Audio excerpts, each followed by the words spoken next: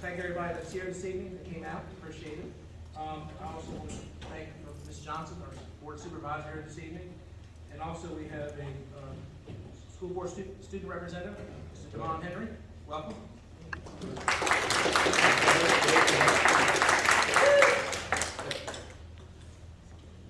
Okay, first up, go ahead and get the agenda approval, please. Motion to approve the minutes, agenda for 4/16/2024. Second. All in favor? Aye. Opposed? Approved. Can I go ahead and get a, let's go ahead and adjourn, closed meeting, please. Can somebody read the public content? Mr. Chair, Yes, ma'am.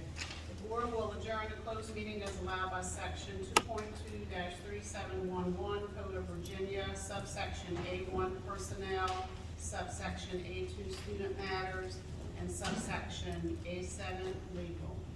Second. All in favor? Aye. Opposed? Okay, we're in closed session. Everybody can stay here. We're going to go to the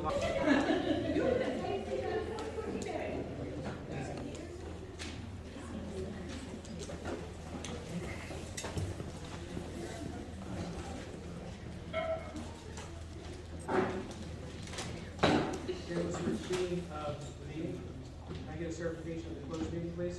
Whereas the Accomack County School Board has convened a closed meeting on this date pursuant to an affirmative record vote and in accordance with provisions of the Virginia Freedom of Information Act. And whereas section 2.1-3771D of the Code of Virginia requires a certification by the school board that such a closed meeting was conducted in conformity with Virginia law.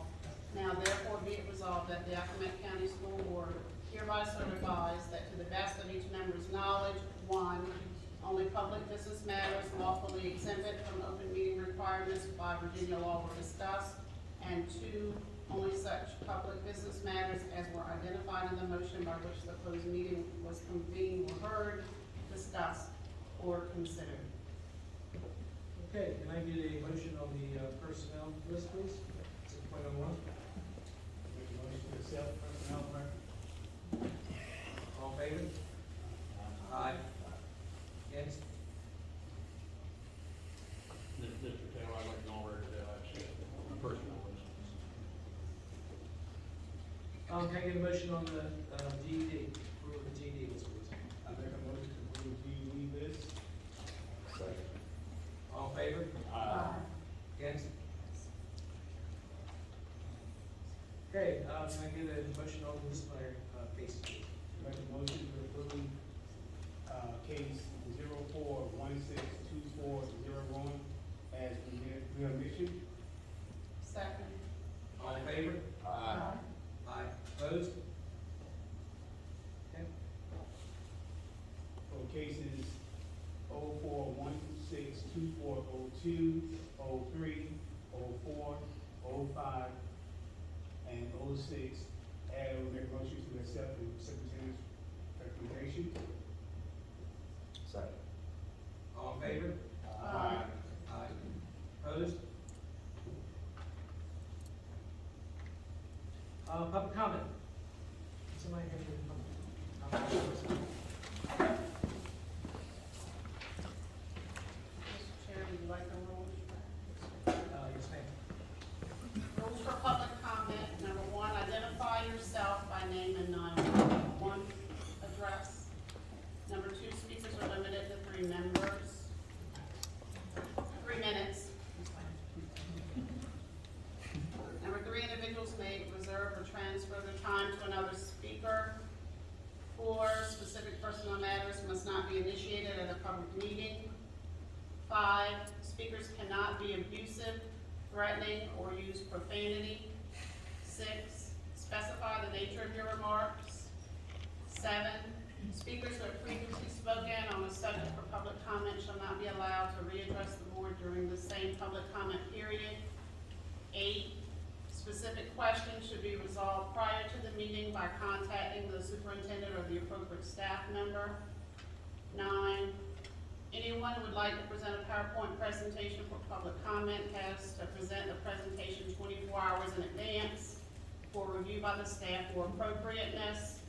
10, all questions should be directed to the chairman, who will, at his or her discretion, solicit a response from the appropriate staff member. Thank you. First up is Katie Fowl. Hi, I'm Katie Fowl. I live at 14290 Ridge Road in Blossom. My name is Catherine Fowl, and I'm an adult with autism. I'm here today to talk about inclusion. Inclusion for me is a day-to-day, 24/7 basis. One of the facts you may not know is that 80% of those on the spectrum who have a college degree are unemployed. I do have work, though, for Accomack County Public Schools as a teacher within the post-grad program, and I'm here today to talk about inclusion for our students. Inclusion is considered when the learning environment is changed to make available the learning for all students. It's not about the student having to be changed to fit the environment. In a study of the voices of middle school students who have various disabilities, including autism, who were in inclusion classes, the main factor was the attitude of the teacher being understanding and helpful and making them feel like they belonged. In another study of high school teachers with inclusion, with students on the spectrum, their classes, in their inclusion classes, the biggest barrier was their feeling of their lack of their inadequacy of really understanding autism, and they wanted to have greater knowledge in that area so they understood how the autism affected their students. Research shows that in the workplace, a positive attitude toward a person with autism and strong leadership are two main ingredients needed for someone like me to be successful in the workplace. It also helps if the employee with autism has a healthy dose of tenacity. From my lived experience, I can say truthfully that when a person says they have years of experience with working with students with autism, and that's why they know autism, I can not take that at face value. Too many times in my life, those same people call me out for being socially awkward, rude, or for too many questions, or for being extra. Working in a neurotypical world is really tough emotionally, mentally, and physically for someone like myself, an autistic. I am very passionate about my work and education, and I want to be a voice for autism and to build a brighter future for all learners. Temple Grandin said I saw her in person too. Temple Grandin said for those of us with autism, we need to not get we will not get a job based on our personality, but we will get it because we're one of the best at it. Inclusion is about being in, making an environment that fits all students. Those of us with autism do not need ramps or a bunch of expensive pieces of equipment. We need to know that we belong.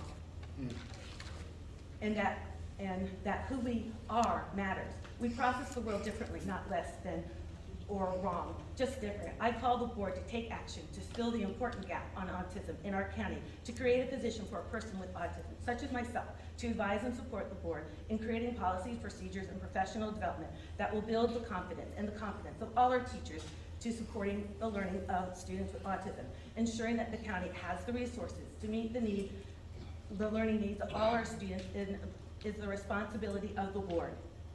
If at any level I am so challenged, so at my level, since I am so challenged emotionally, mentally by a neurotypical workplace, imagine what it's like for our students with autism within our schools. There are a lot of amazing teachers in our county, but our students with autism are not always in these classes or schools. Working together, we can make a difference to build a brighter future for students with autism.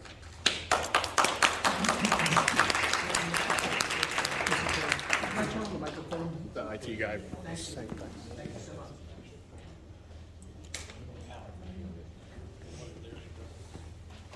Test. Next up is Michelle Buell.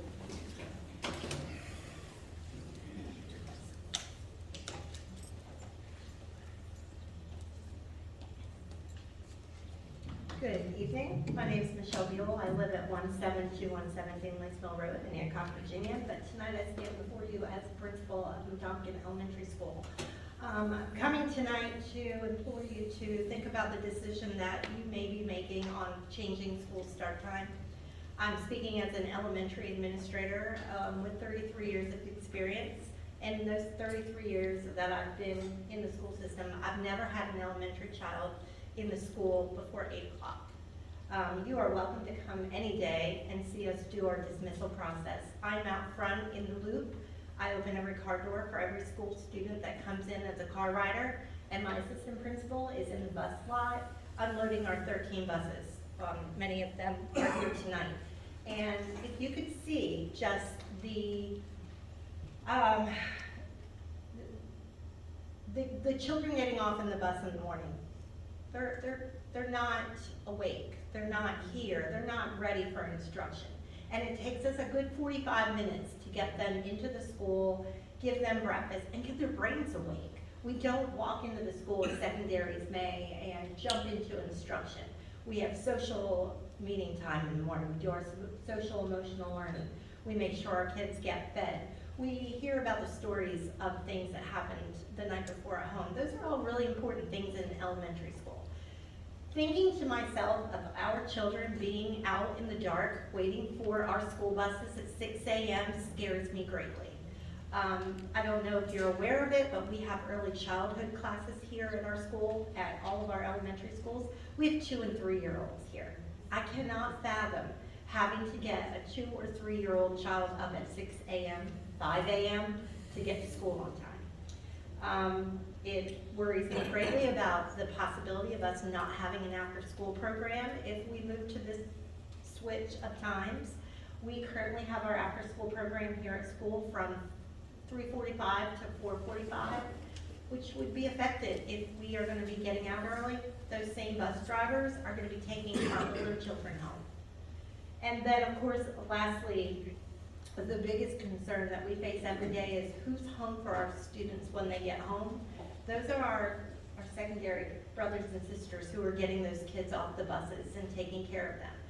On a good day, we have 4 to 5 kids come back here after school, and we have to be calling parents, finding parents, most of them at Purdue or Tyson. Hey, we have your child here, nobody was home, because there has to be somebody home for our babies when they get home. Who is that gonna be? I'm not sure if all those parameters have been talked about. And lastly, I want to talk about relationships, which is something I talk about every day with my staff.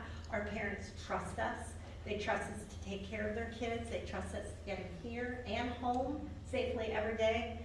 And I worry about that, and so do our parents. So please think about that as you make your decision. Thank you. Thank you.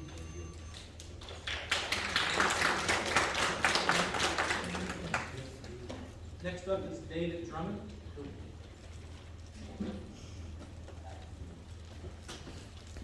Good evening. My name is David Drummond. I live at 35199 North Way, Belhaven, Virginia. I would like to relinquish my time to my wife, Sandra Angelo Drummond.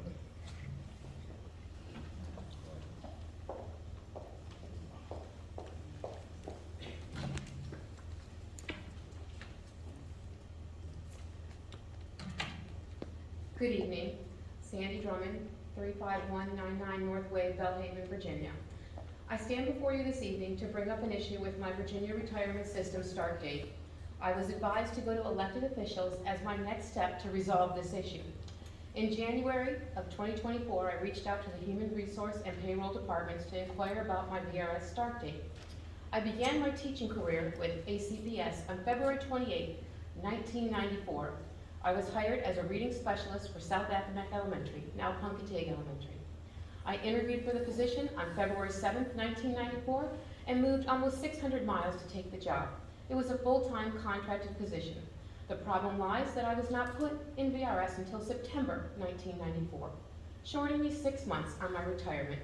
As per VRS, full-time employees should be entered into VRS on the first day of the month after their start date. You might not think this has an effect on your retirement, but it is the difference of almost $100 a month, depending on how long I stay in VRS. So if I retire this coming year, I live 20 more years, that's $24,000. I have had extensive email exchange between multiple school board office employees and was directed to use Dr. Hall as my point of contact as of mid-February. I have been told that employment can be verified, but I would be responsible for the cost of it. Accomack County Public Schools will not enter the service because that would require the division to pay funds for previous service that is 30 years old. I would have to have a contract or pay stubs to verify my employment status. I did not save my original contract, nor do I have pay stubs from 1994. I was 23 years old and wasn't thinking about retirement. I might not have saved the original contract or payroll records, but Virginia Records Retention Schedule states that employee personnel records must be maintained 50 years after separation. The series of documents includes, but is not limited to, date range employed, contact information, compensation and position history, reason for termination, separation, personnel action notices, and any retirement benefits information. Here lies the next problem.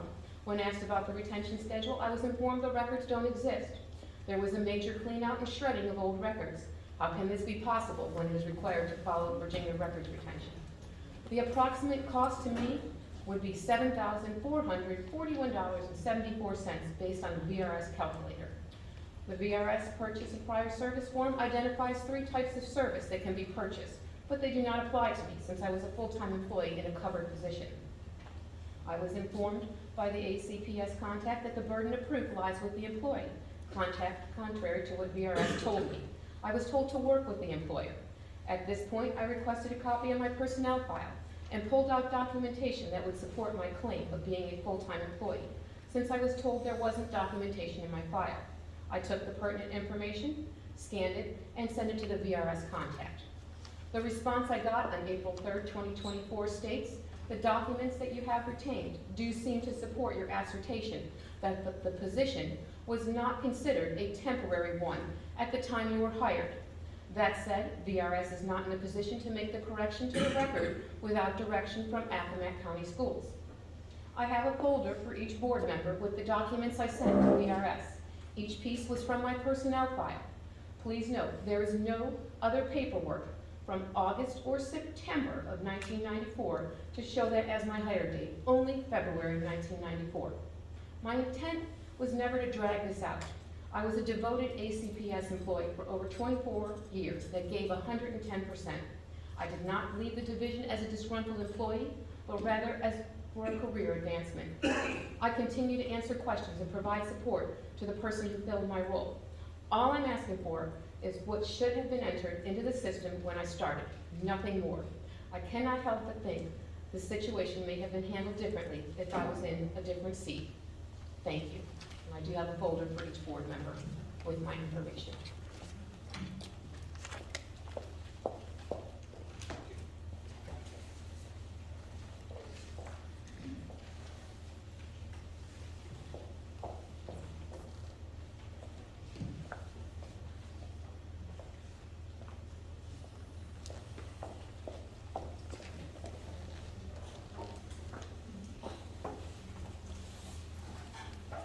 Next up, John Robbins, please. John Robbins.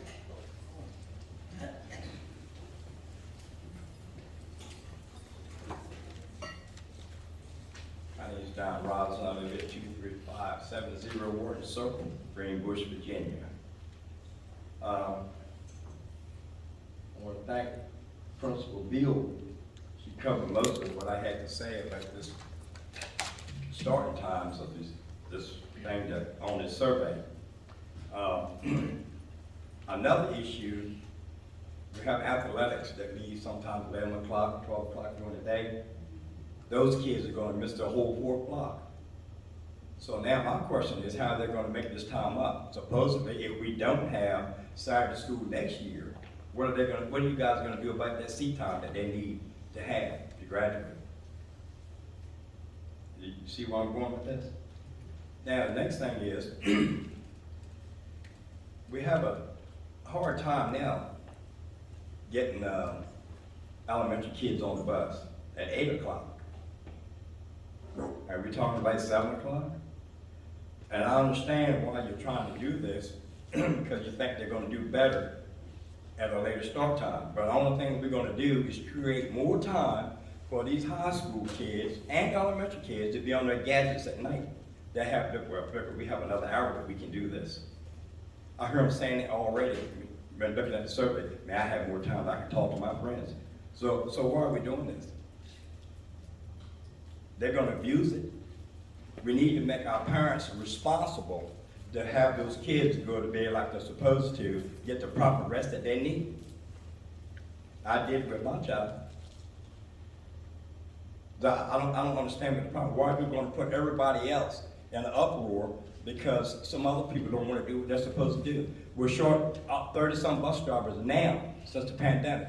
That should be our number one issue, is getting bus drivers here so we can get these kids to school, from home, to school, home, athletic trips, after school programs. We don't have enough buses to do these now. Some buses carrying 30 kids after school, which is ridiculous.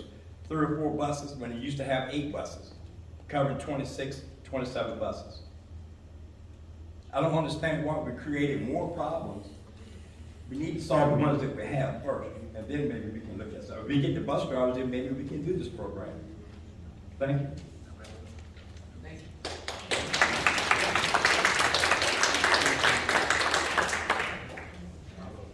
Susan Lehman. Susan Lehman.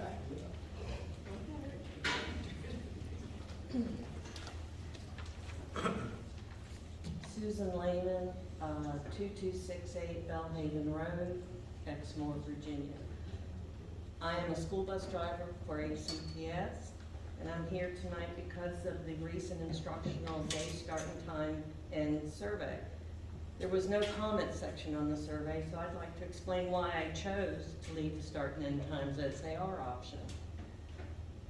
Some of this, most of this you've heard, but it backs up. ACPS bus fleet is not at 100% capacity, though many buses do double runs or more daily to cover driver shortage. The current bus schedule is functional. Changing start and end times would upset this delicate balance and make coverage more difficult. Second, many families depend on middle school and high school siblings to be home before elementary buses so they can receive their younger siblings. When older siblings aren't at home, elementary students return to school. Flipping start and end times would cause this to happen more frequently or cause parents to incur the additional cost of after-school care. 3, many high school students and ACPS employees have part-time jobs after school. Flipping start and end times could cause scheduling issues and loss of income from the second job for these individuals. If the board decides to pursue this issue, I feel a committee should be appointed to explore this issue in depth. Here are a few suggestions for exploration. 1, the committee needs to research how to attract and retain bus drivers so the fleet can operate at 100% capacity to cover all needs of the schools. 2nd, the committee needs to compare ACPS to like districts who have flipped their start and end times to explore the pros and cons of this action. 3rd, the committee needs to research how elementary test scores would be affected by an earlier start time. And 4th, the committee needs to explore partnering with local youth agencies such as Park and Rec, Harbor House, YMCA, and the Boys and Girls Club to provide after-school care in elementary schools at a modest fee to parents.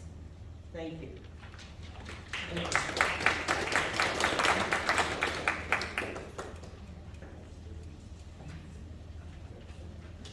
Ellen Richardson.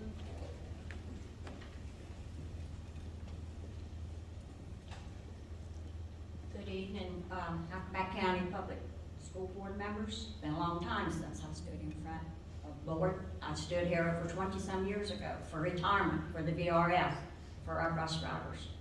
And we did get it, and I thank the boards that were here. I think Dr. Hall might be the only one that was with me. My name is Ellen Richardson. I've been driving for Accomack County Public Schools full-time for 47 years.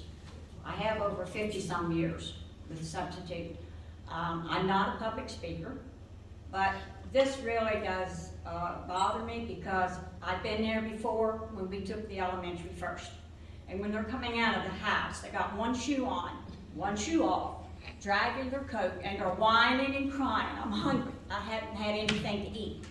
This is what we're going to go back to. And I understand years ago when they changed it and put the high school first, I didn't like it. I understand why now, and I see it works. So if that works, why do we want to go backwards? We need to keep moving forward. And I'm asking you, if you all please, will just leave it be and let it work out. Thank you. Did I tell you my name? I did. I told you. Yeah, you did. Yeah, you did.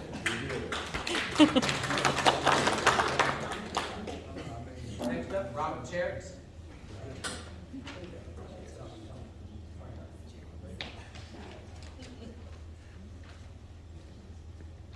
Hi, I'm Robert Cherix, 23390 Sand Cove Road, Accomack, Virginia. I've been teaching 31 years and driving a bus for 31 years. I'm the lead driver at Arcadia High School, middle school. We have 22 drivers that work under me or for me, as I say.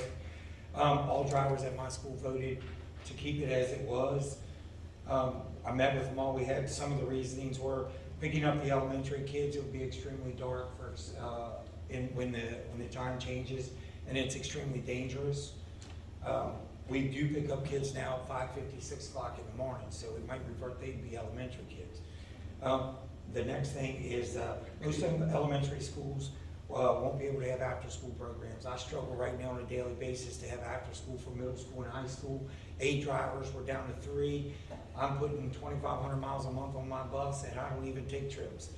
And I do know that the elementary schools would not be able to have after-school services. All those drivers will be at our school trying to help take our kids home. The next thing on my list is parents have hard enough trouble now picking up the elementary kids. If you take that time and subtract an hour off that, those people can't leave their jobs to go get those kids. Therefore, all of those drivers are going to have to take a lot more kids back to the elementary school, which then causes those drivers to be late going to the high school and middle school to take our kids home, because it is way out of their way, and they have to go all the way back to the house, all the way back to school to drop those kids off when a parent's not at the stop. And that does add 15 minutes a lot of times, 20 minutes on some bus drivers, depending on where they go and where the school is they service. The next thing is, a lot of our students, like today, I did a double run and a couple of buses were complaining because I was only getting those high school kids home because of double run. And well, the bus isn't here and the older sibling gets that kid off the bus, I'm taking them back to school. Well, that now means mom and dad have to leave, go to the school, pick that kid up, and then take that kid home, because the older siblings at the middle and high school just aren't going to be able to take those kids home or to take them off the bus. And it is a lot of our kids do service their younger siblings, get them off those buses for the parents that can't be there all the time. Let's see. I already talked about the late buses. The last thing I'm going to talk about is, right now, middle school sports, if we change the times, we'll have to push those games back. Right now, we're only missing about a quarter or a third of the block for our middle school sports. If we change the game time, or we change the school time, we have to change the game time. Most of the students in our sports program would have to miss most all of that 4th block. Okay, so it's taking time away. All right, thank you very much. Thank you.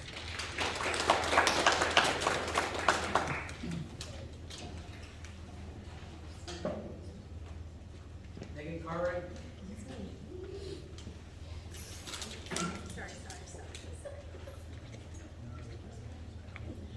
I am Megan Cartwright. My address is 24020 East Point Road in Hancock, Virginia. I am addressing the board regarding this proposed school start time. I'm the parent of 4 Accomack County students. During next school year, I will have students at elementary, middle, and high school. I also have 17 years of teaching experience outside of Accomack County. I have experience teaching an early high school schedule and a late high school schedule, and I've been through this transition before. So I think the questions that people are asking are common questions and fair. The issue of sports and jobs and family life are all things that weigh heavily on our school systems and our communities as we consider these changes. And I think it's smart to view this decision through the eyes of what's best educationally for our children, because that's what should come first when a school board is making a decision about education. There's really good research that backs up a change for a later start time for secondary schools. But there are also options outside of the options you all have listed that would be beneficial for our students' early childhood through 12th grade. But my main reason for speaking is because I'm concerned that this feels like a very impulsive decision by the school board. To begin this discussion in the 4th quarter of the preceding school year, before you're going to start something, it does not give adequate time for planning. It does not allow stakeholders to understand why you're making this change and how it will affect them. You're asking teachers across your district to adjust contract hours. You're asking parents to adjust work schedules and childcare. If this change is going to occur, it should be preceded by adequate communication, a transportation study, and preparation of the community. The county needs to be willing to spend the money to make the best choice for all of our students. The simple fact is that most of our stakeholders don't sit in these meetings, read the board minutes, or watch the videos, and so they were all blindsided by the proposal. And I understand that the new school board is eager to make positive changes, and I really appreciate the forward thinking, but the survey that was sent out caught people off guard. And they haven't had the chance to truly consider what this change would mean for their family. In addition, the paper survey didn't really work. I received 8 surveys.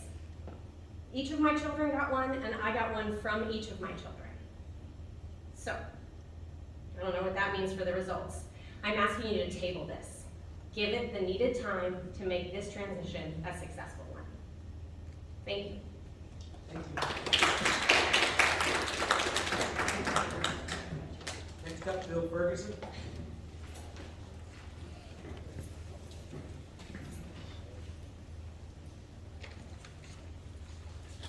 Good evening, Dr. Hall, members of the board. My name is William R. Ferguson, residing at 26090 East Main Street in Only, and I'm submitting this correspondence, which I had intended to submit, but I knew there was a deadline. You'll be thankful I'm omitting a lot of it because my colleagues have already covered a lot of what I was going to elaborate on. Live at 26090 East Main Street in Only. I'm currently an employee of Accomack County Public Schools, serving as a bus driver and helping instruct in a classroom setting. I see daily how an already stressed system is overcome by the dedicated employees we have here. Changing the schedule will have bad consequences. Speaking of studies, a study presented by a speaker I heard this past weekend showed high middle school students are on their devices 9 to 15 hours a day. 9 to 15 hours. Elementary students, 5 hours a day. It doesn't take a mathematician to realize that these hours are running into late night when it should be beneficial for students to get rest. And I see how teachers are constantly having to monitor students for being on their personal devices versus doing productive learning activities. Even walking to the bus, I gotta be extra careful because the students have them in their hand on Reg 13. The problem's not gonna be fixed by changing the schedule. In short, nothing will be fixed by a schedule change, but a lot more certainly will become broken. Thank you for your time. Thank you. Next up, Albert Coates.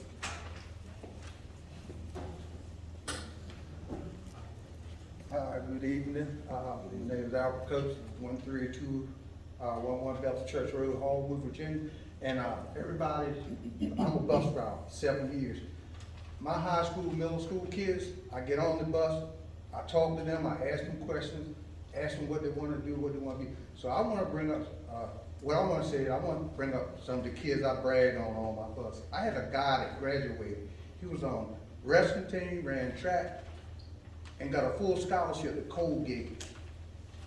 I have some that graduated, got full scholarships to University of Virginia. These are the kids, and they don't bother them about the time. All I'm saying, the thing is, these kids need to go home and go to sleep. They're not getting the rest. And like everybody else said,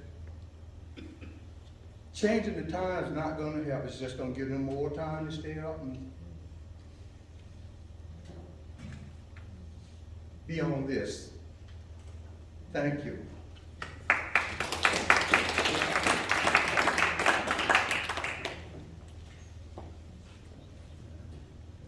Next up, Alex Marcus.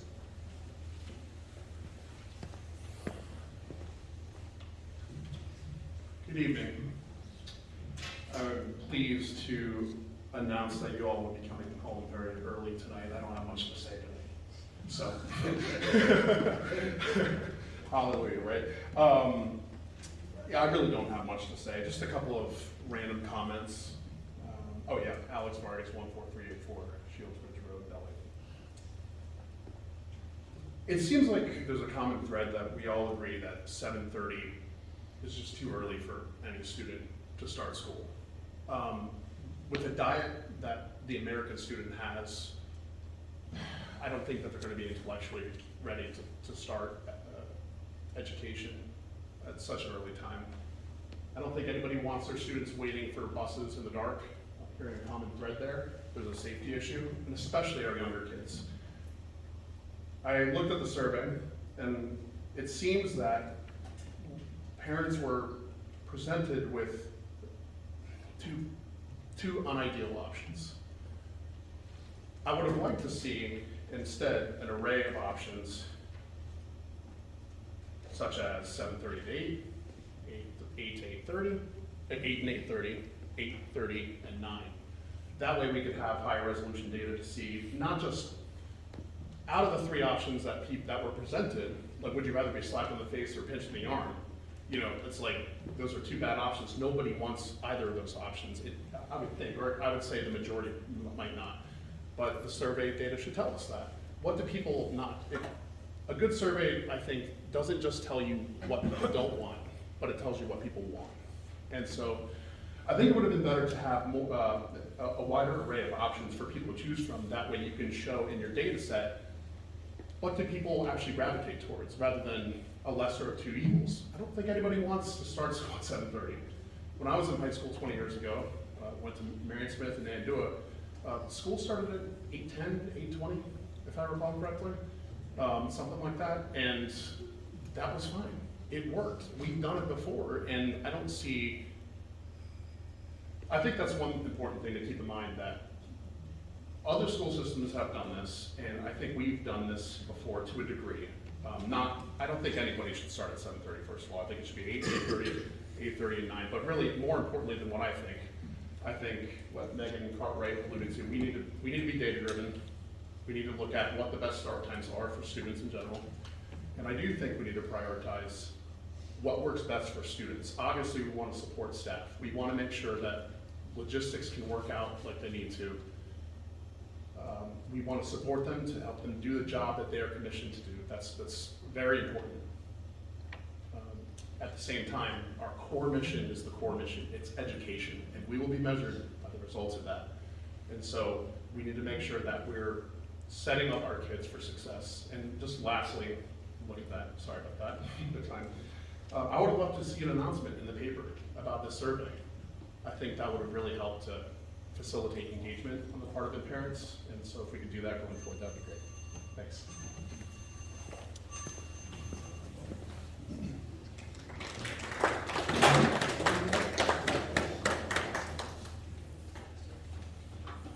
Kim, or Gilly? I'm Kimberly Georgelli, 3103 Dallas Neck Road, Painter, Virginia. And I appreciate Megan's comments as well. What you guys are trying to do for the students, and that's what you're trying to do it for, is the students. That's the data that you're looking at. And there's a lot of other factors like everybody's speaking about today, and it's very concerning. Again, with Alex, there's a lot of other choices, not just the two that were given. The survey that was given to my 11 and 13-year-old that got to vote on it, they received the survey. They had two choices. They were told to choose a choice, and then after they chose, they were given a link to follow to get some information. So they were given no information.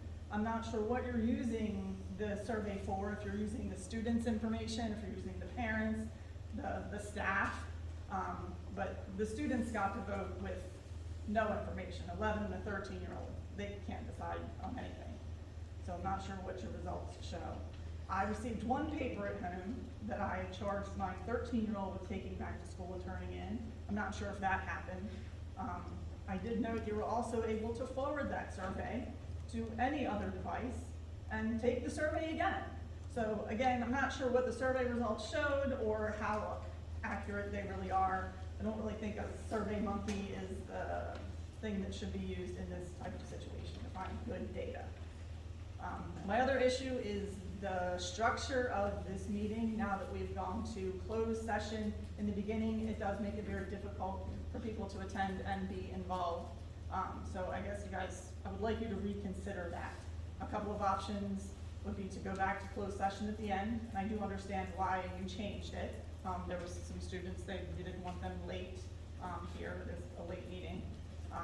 But there are some other, ways that you can get around that as well. You could restart the open session at a specific time so that people aren't just waiting. Say, hey, beginning of meeting at 6:30, closed session will reconvene at 7:30, or no earlier than 7:30, something like that. So people can not just be sitting around doing nothing, waiting.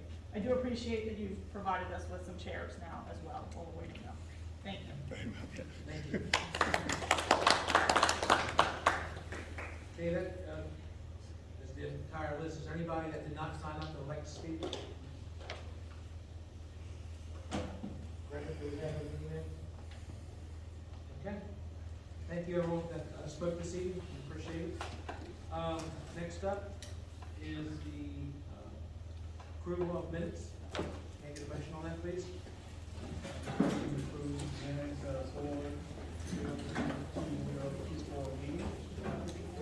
All in favor? Aye. Opposed? Okay.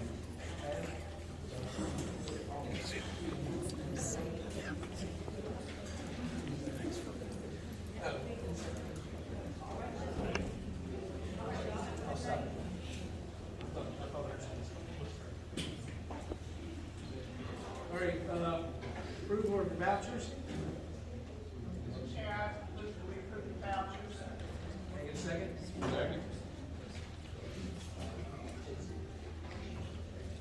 All in favor? Aye. Opposed? We have the policy for first readings. Please read those over, and we'll be discussing those at our next meeting. If you have any questions, reach out to Dr. Hall or to the chair or vice chair. Policies, second readings, 13.01 through 13.11. Is there anyone have any questions regarding those policies and the changes? Mr. Chair, just one question. 13.10, it says first reading, is it second or first? I believe that was just Is it second? should be second. No other question. Okay. All right, no other questions? Can I have a motion to approve these policies, 13.01 through 13.11, or actually 13.02 through 11? Make a motion to approve policies 1302 through 1311 with the change of 1310 to second reading. Second. All in favor? Aye.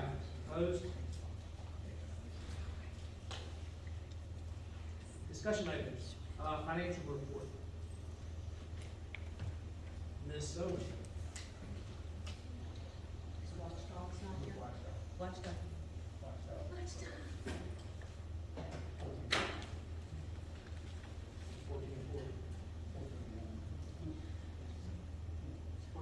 I'm just looking up there, I'm sorry. We have no. I can go if you wish. That's just financial. Go ahead. That's fine. I just wanted to update you on the RFP for the insurance consultant that has been issued. Questions are due back in our office by this Friday, April 19th, and the actual RFP will be due on April 26th. We do have a slight update from the state as far as what's going on with the budget. Governor Youngkin had a release on Friday, April 15th, and he calls it fact sheet, a common ground budget that reflects the spirit of compromise. So apparently he's made some amendments to the budget, and it's back to the General Assembly to consider. In the spirit of compromise, maintaining the vast majority of spending priorities passed by the General Assembly without raising taxes. One of the things that affects us is that they're including 3% pay raises for teachers and state employees each year.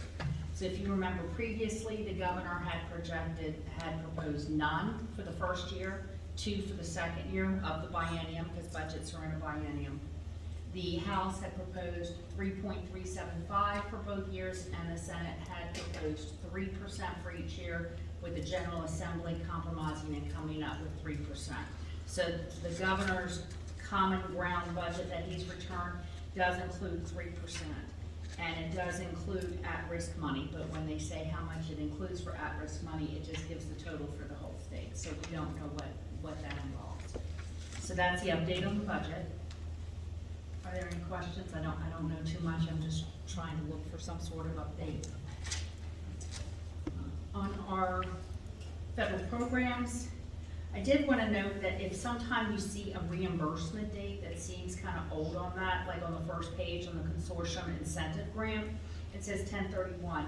That's because that's spent for very specific items and nothing has been spent to reimburse since that date. So I did not want you to think that that meant that they weren't reimbursing it. You might also note on Title 6B Special Education IDEA flow-through, we're spending out of 2 years grants on that. The $8,000 that remains in the older grant is something that's called proportionate set-aside, or PSA. That's where we must maintain money if we provide services such as OT, PT, or speech to homeschool children. So we won't lose that money if it's not spent by a certain time we send it in, and if we haven't had enough homeschool children requiring those services, then we're allowed to transfer it to something else. So you'll see us spending down, just barely spending a little bit on the PSA, but that is not money that we're going to lose. And then the ESSER grants, we are working on getting all of those reimbursements up to date, and I believe that will be on your agenda at the next meeting. The operating budget, we're continuing to fine-tune that and try to estimate remaining salaries and non-salary items. I want to point out that operations and maintenance, even though it shows it's 2.4 million overspent, 2.7 million of that spending was for carry forward projects. So they are not actually negative. Carry forward does not show in the adopted budget. So that's all I have unless there are specific questions. Questions? Thank you. Next up is recruitment and retention incentive. Ms. Beth Whitlock. Good evening, Vice Chair Taylor, members of the board, Dr. Hall. In front of you in your packets, you have a proposal to offer staff retention and recruitment bonuses. And attached to the proposal, you also have a statement that, should that be instituted, employees will sign as well. But I just want to draw your attention to the proposal and to kind of summarize it, if I could. Accomack County Public Schools, we need to think creatively and out of the box to staff our schools, our administrative offices, our support staff offices, and we have to keep pace with what's going on around us. We're in the midst of a national teacher shortage, which we all know, we read about it, we talk about it. So every year it's getting more increasingly harder and difficult to staff and retain teachers. But also our support staff employees, it used to be years ago, kind of old, so years ago I remember that when you would hire a support staff employee, they were really looking for the benefits that you could get for working in a school system, such as retirement, paid time off, sick time. But nowadays, people are really looking at what they're going to take home weekly in their pocket to provide for their families and to continue to come to work every day and then have money to spend on extra things outside of the workforce. And we don't have that. We constantly advertise all the time for positions. You'll see our advertisements in newspapers. You'll see them on billboards. You'll hear them through the radio. You'll see us at job fairs and recruiting fairs. And it's increasingly difficult to staff vacant positions. And what happens with the vacant positions is our current staff, who's already taxed, has to pick up the load, do extra bus runs, work later in the cafeteria, work short-staffed in the cafeteria, not have substitutes, because our substitutes, there's just not enough to go around with the vacancies that we have. Teachers have to absorb extra blocks. Yes, they get paid for them, but they also are not having the adequate time they need to plan and be fresh and prepare for the day. So there's some things why we want to look at ways that we think we could help that make the load a little easier. And one of the things we think we can do that is by offering incentives, one, for our staff to stay, agree to come back, and also a recruitment bonus to encourage some of those employees to come work for Accomack County Schools. And in the proposal, you will see for both of the incentives, it does require that the employee sign agreement saying that they will stay with Accomack County Schools for the full entire year. Otherwise, they will pay back on a prorated basis what was issued to them if they break their contract and leave before. The agreement would be binding to them for them to sign it.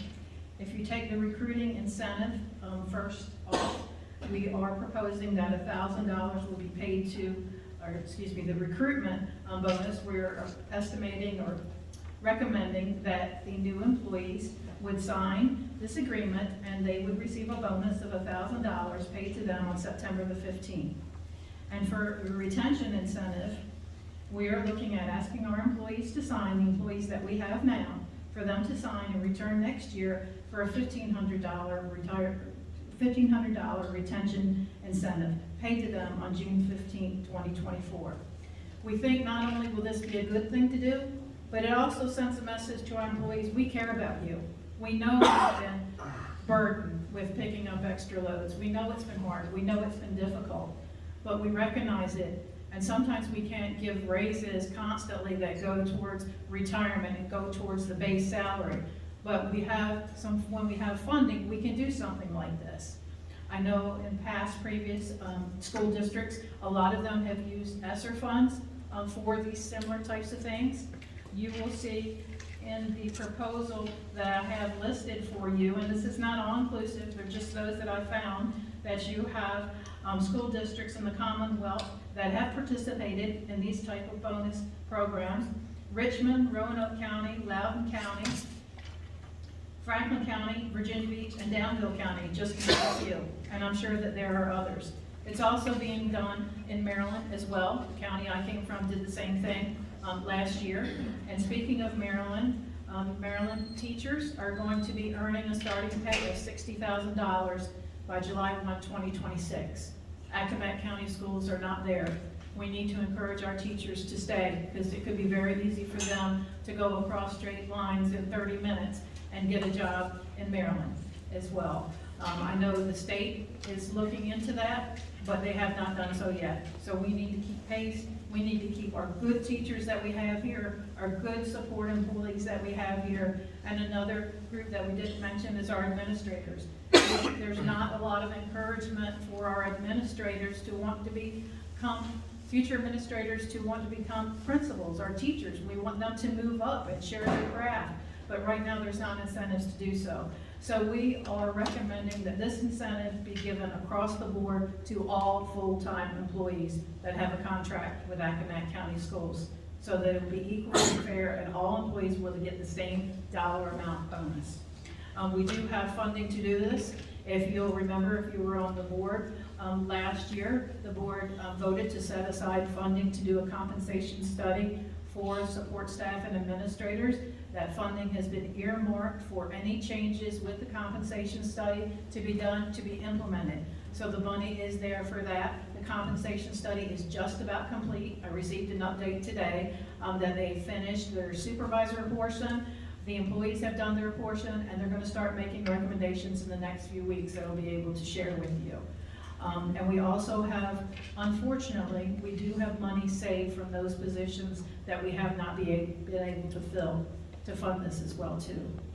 So I ask you to look at that, consider it as an out-of-the-box way for recognizing our employees for the valuable work they do, and also notice that it is being done in many districts within the Commonwealth and other states as well. Thank you. Anybody have a question? So, first of all, thank you. Thank you for being thorough. Thank you for being brief. My questions and my thoughts don't have anything to do with the content, just a couple things on process and minor details. The 1,500, the 1,000, that's my dollar amount before taxes? It would be taxed as a bonus. So, yes. And then my only other questions, just two more. So May 3rd, I'm a current employee. I haven't signed my agreement. What are the thoughts there? Are we gonna run people down? Are we gonna let it go? We're gonna run them down, because I don't want anyone to miss the opportunity. because not everyone is as savvy with the email as others are, because the bulk of this will be sent via email, and then we'll also give it to supervisors and administrators to make sure they've shared it, and we will keep a running list of those that we receive, highlight that we received them. Those that haven't, we're gonna reach out to them personally. And then my final thing is very minor, but this is just who I am. So, the language in both the recruitment and the retention bonus letters says that you'll deduct the dollar amount from my final paycheck. Yes. Singular.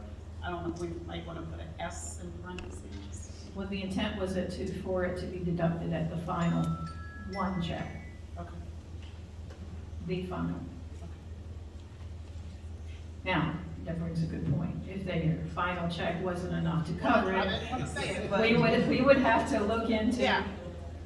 paycheck or S. in S, parentheses. maybe Yeah. S. Yep. Yes, ma'am, thank you.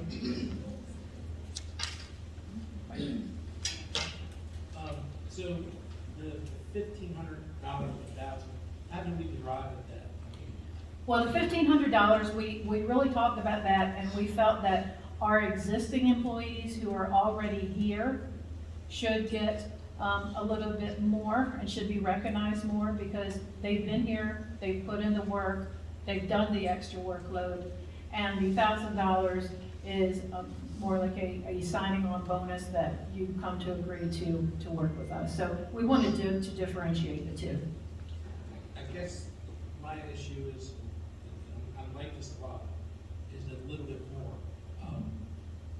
Can we do a little bit more than the 15?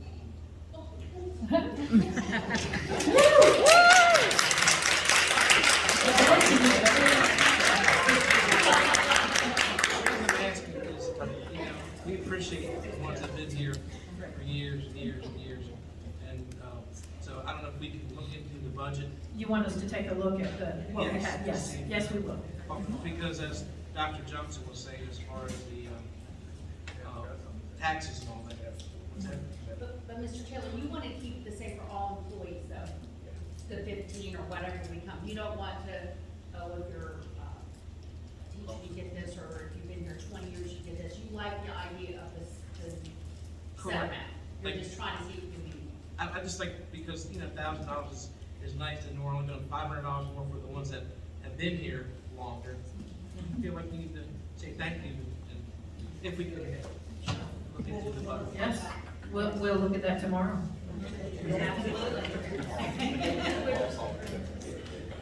I mean, again, this is the board, we would have to approve that, but that's just my thoughts. Yes, we'll talk about it and get the information back to you, so you'll have the full information when you vote on that. Thank you. Thank you. Next up, social workers, mental health instruction, 14.03. We're gonna come back. Oh, it's okay. Thank you, Brad.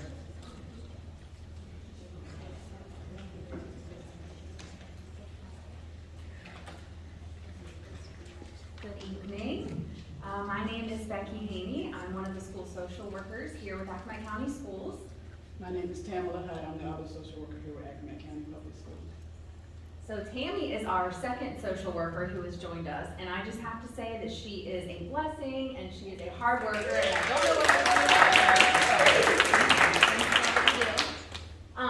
One of the main programs that we work on here for our students and families is the McKinney-Vento program. And for those of you who aren't familiar with it, the McKinney-Vento program is for people and families who are in transitional housing.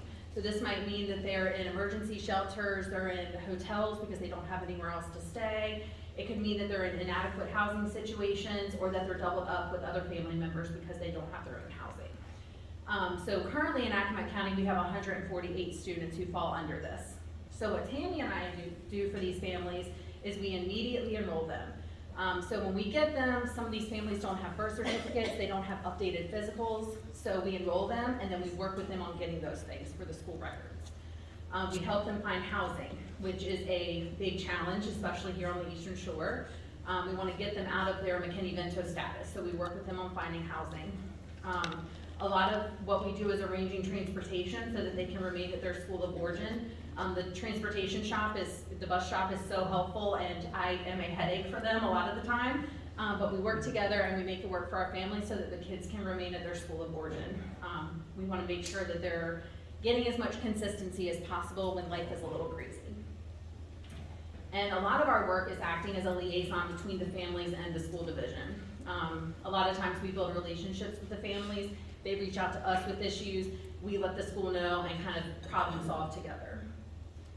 We got some ESSER funds for the homeless population, and some of the ways that we've spent our funds, we bought a vehicle to help with the transportation piece. And we're about to buy some car seats to go along with those for some of the little ones that we're transporting. We pay for after-school programs with the Boys and Girls Club so that our children have somewhere productive to go after school while maybe the parents are working. We've paid for students to attend the YMCA summer camp. We've paid for short-term hotel stays for families. We've purchased hygiene kits, backpacks, school supplies, basic needs supplies such as clothes and shoes, and we've also purchased a cap and gown for a McKinney-Vento High School tweener. We have several success stories for families that we've helped find housing, but we are still working with a large number who are in need of housing and who continue to need a lot of support from us. Projects for all of Accomack County students that we're working on. So right now, our big project is the prom dress project. And what that is we've had the community donate prom dresses, and prom dresses are given away for free for students who might have a barrier in finances, making it hard for them to purchase the prom dresses. So we started this project and piloted it at Arcadia High School last year, and the teacher, Melanie Walker, was really instrumental in helping roll that out. It was very successful last year. We had a ton of donations and we had a ton of dresses go out. So this year, Ms. Walker made it super easy. She doesn't even really need us anymore. She's just kind of taken the project that we started and has run with it. And they're in the process of giving out dresses now. This year we started the project at Nandua High School, and we had, again, a ton of dresses donated from the community. Shout out to Shears Bridal because they donated a ton to us, brand new dresses. So Ms. Griffin from Nandua High School, she's our teacher. She is the one that's helping us there. And again, she's been awesome too, spending a lot of time outside of school organizing and cleaning up some of the dresses that we've gotten so that the girls have an opportunity to go to prom that may not have otherwise. We also have our clothing closet, which we started, I think, 3 years ago. So continuously, I mean, that closet, no one should go in there right now because it is stacked and it needs to be organized. But we still get tons of donations for that, and we've given away at least 100 bags, big bags of clothes this year to students and to their families too. Like all of our families that have experienced house fires, they get a ton of stuff. In addition to a lot of our McKinney-Vento families and anybody who's in need. We hosted in November a successful coat and food drive, and we collaborated with Accomack County Parks and Recreation for that, as well as the food bank. We did it here at Wetumpka, but it was for all of Accomack County schools, students, and families. So we will plan to do that again this coming winter, and we'll also plan on doing our parent university again this coming September. So that means we're in the works of planning that for next year. Day-to-day operational duties, Tammy and I are on several different committees. We're on the FAPS committee, the Rapid Response Committee, the Community Partners of the Eastern Shore Committee, and being a part of these committees is so important because we learn about resources that the Eastern Shore has. We don't have a lot, but we do really have some good ones that I have learned about since being in this role just from going to these meetings. So it's good for that, so we can roll it out to our families, but it's also good for us because when we have events, we can share it with them and they share it with the people that they work with, and we can, share our resources, and we all just kind of work together for the betterment of the community. A lot of our work takes place with families, with the parents, and in turn that helps students. But we meet with parents wherever they are with whatever they need. We help with a lot of different things. This takes place in their homes, it takes place in the community and in schools. We help them problem solve. We help figure out what they need in all aspects of their life and connect them to resources for those needs. Sometimes the schools have a hard time getting up with parents or getting documents signed, so we get calls and we go and hunt the parents down and build connections. Like once we meet them and once they, learn to trust us and realize that we can help, they tend to call us more about things, and it kind of helps the relationship with the school. We also collaborate frequently with doctors' offices, social services, community services board, housing authority, food bank, and help families. For the special education department, we complete social histories and other assessment tools, and a lot of times in these interviews, families naturally reveal some challenges, so that's another way for us to connect with them in doing that. We provide individual counseling to students as needed. We're on the attendance team. That's a lot of connection and case management type work that comes from that.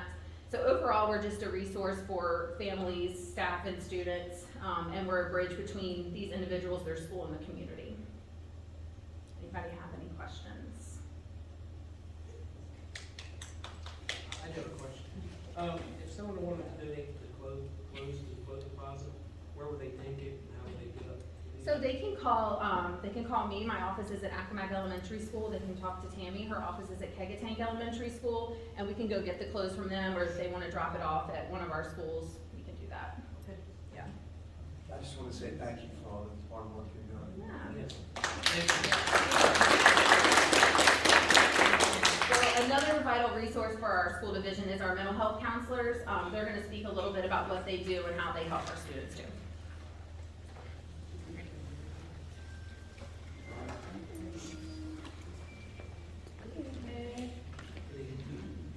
My name is Shaquante Kellum. I'm the mental health counselor housed at Neandua Middle School, but I also provide services at Neandua High School and Metuchen Elementary. Hello, I'm Shoshana Harris Sullivan. I am also a mental health counselor. I'm housed at Kegatank Elementary School, and I also go to Arcadia High School. Hello everyone, my name is Arshada Shields. I'm a health counselor at Arcadia Middle School, also at Accomack Elementary School and Reconnect. Good evening. My name is Catherine Hall, and I am housed at Neandua Middle School.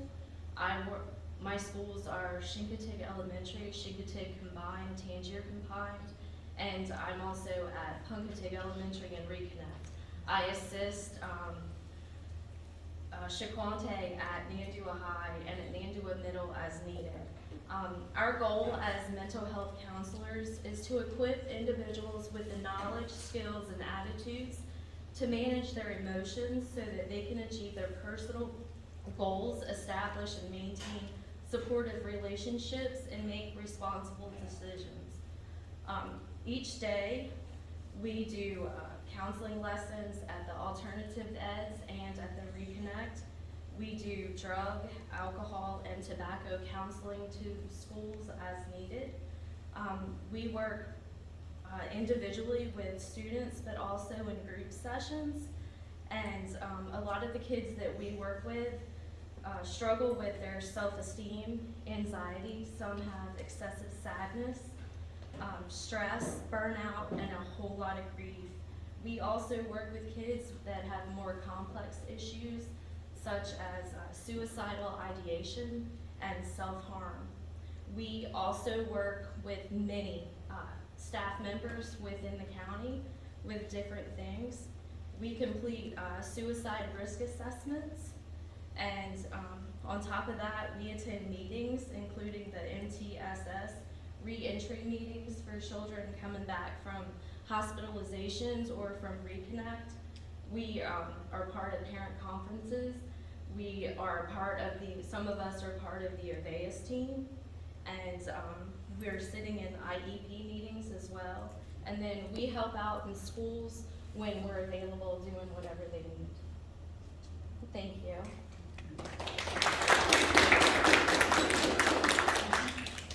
For many people that may not know, they do offer their services, so if you need help, kids need help, you should reach out to them. Those ladies are awesome. Things that we're dealing with in our schools daily, I can't thank them enough for what they do, so thank you all very, very much. Appreciate you. Can I just add? So, I echo everything that Mr. Taylor has said, so I won't just repeat. When you all came up here, you seem to have, really good energy and all that, and I'm just saying that with the work that you do, I just want to encourage you to continue to take care of yourselves too, right? And I'm just curious, maybe one person would say, what are your thoughts around how much of your work is reactive versus being able to just be available and catch things on the front end? I'm curious. Come to the mic, please.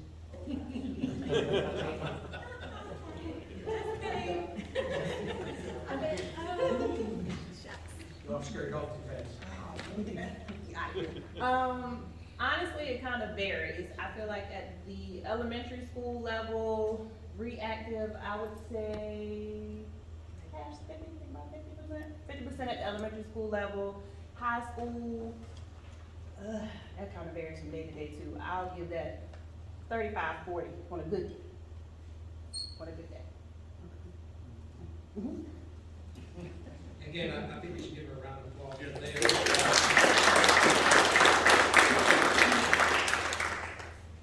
Okay, next up, Watchdogs. I know you all have been waiting to find out what exactly Watchdog. All right, my name is Alicia Payne. I am the assistant principal at Punkatig Elementary School. This is Megan Cartwright, who you've already met. She is my PTO savior. At Punkatig, one of our biggest missions was to get parents involved. We do not currently have a PTA, but we have a PTO trying to get parents involved. That was our ultimate mission. Ms. Cartwright came to me and said, hey, at my old school, or a previous school, we experienced this program called Watchdogs. So she told me a little bit about it, and she happened to also be on the parent advisory committee. So she brought the idea to Dr. Hall. Dr. Hall was very supportive of it and helped us to finance the startup of the program. And I'm gonna let Ms. Cartwright kind of explain to you what it is. Okay, so the Watchdogs started in, we think, 1998. I think it's. Where do I don't know. clicker? It says 98. Oh, how about I turn it on? Sorry, that's fine. So it's a national organization. It started in 1998. It's in 8,000 schools, 47 states. And basically the idea is that we make an effort to bring positive male role models into the school building to interact with kids. It's called Watchdogs, Dads of Great Students, but it's actually dads, uncles, grandpas, role models, neighbors, friends, people that the kids know and trust and we have a relationship with. They are invited into our school. Ms. Payne's going to tell you a little bit more about what their day looks like, but the idea is just that our kids are seeing lots more positive male role models in our schools where normally they're not seeing a ton of men. They're seeing a lot of women, and just statistically, most volunteers in a school building tend to be moms. So we had a pizza event. We invited every dad or dad figure and every kid. We had over 300 people at our pizza event, and we had pizza donated from Panzotti's and Pizza Hut. They were both really generous, and then we purchased the rest. But it was amazing to see, I mean, as you can see, the amount of dads and dad figures with their kids, and seeing them interact was awesome. My husband, Chris, is the top dog, that's his title, and he has a pin, and he basically laid a vision out for the dads, invited them to be a part of their kids' lives, and just, they played some games, and it was really cool to see them interacting with their kids. Beautiful. All right, so the day in the life of a watchdog. The watchdogs come first thing in the morning before students get there. And Ms. Cartwright has been so generous with her time. She greets them, she kind of goes over the routine with them, hands them a schedule, gives them their nice bright shirt, yellow shirt, which you'll see in a minute in some of the pictures. And their first duty is really to greet students. We make a big announcement about who is in the building and to give them their great greeting, see them with their yellow shirt and communicate with them. They get a typical schedule that looks like this. Usually we try to have them in the classroom or in an area where their own personal child, grandchild, nephew, or niece, wherever they are in the building. But we also, as you can see, we have third grade, we have second grade. We try to get them throughout the whole building. And we do have input from our teachers of when is the best time to have an additional person in your room. So everybody's on board. We are all in it. here are some examples. Mr. Boggs came, science fair. It was a little cold in the building that day, so he had no yellow shirt on. But we've got an art class, Mr. Williams. We've had 3 watchdogs in our building so far. In only 2 weeks. In only 2 weeks. And actually the night of the event, we had 16 sign up. That's amazing. 16 men sign up. It was fantastic. So we are very excited about this program. We have, 13 more to go, and more people with more interest. So we really wanted to share this because there are great things happening at Punkateek, and I hope that you are all able to come. I haven't got to meet each and every one of you personally yet, but there are great things happening each and every day at Punkateek, and we hope that you'll take the time to come see it. And if you're in the building, make sure you stop by and say hi to our watchdogs because they are really setting great examples. They're having great conversations with students. They are being a good role model in the hallway. I had to use one of them as an example of walking quietly in the hallway. They are just fantastic to have in our building, and they are making positive relationships with kids that don't always get to interact with a positive male role model. So, great opportunity for our kids and our school. So thank you, Dr. Hall, for supporting it, and we're hoping to have it continuously grow. It's a learning stage right now, but we're going with it.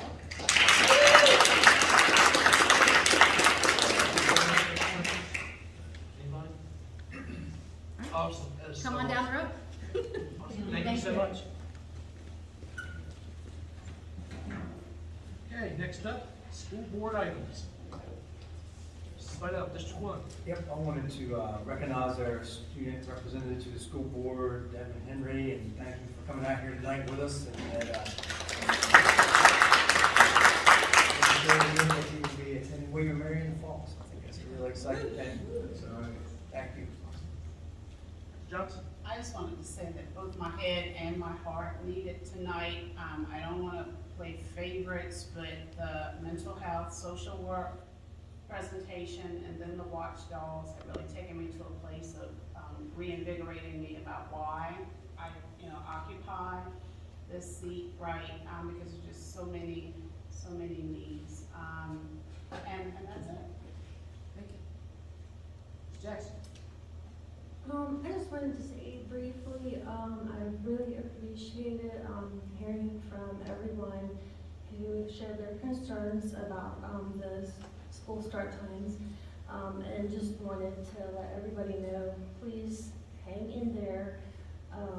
We are not going to make an overnight decision on this, and I'm not planning on taking an either-or approach to this. We're going to try to look at an all-of-the-above approach to this situation. So just bear with us, and together we will work something out that is the best for all the students. I'd like to say thank you for all the presentations, and I'd like to say I'm agree with Dr. Johnson, Watchdog, and the Mental Health Council ability.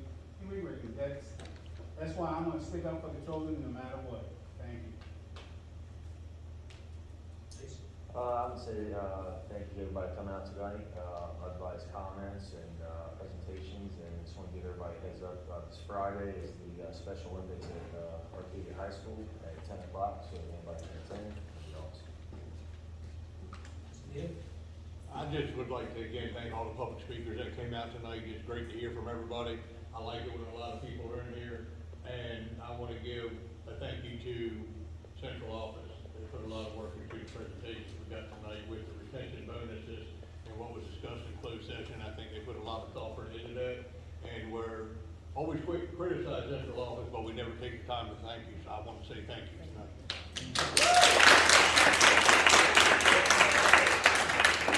I guess I'd just like to say that thank everybody that came out tonight.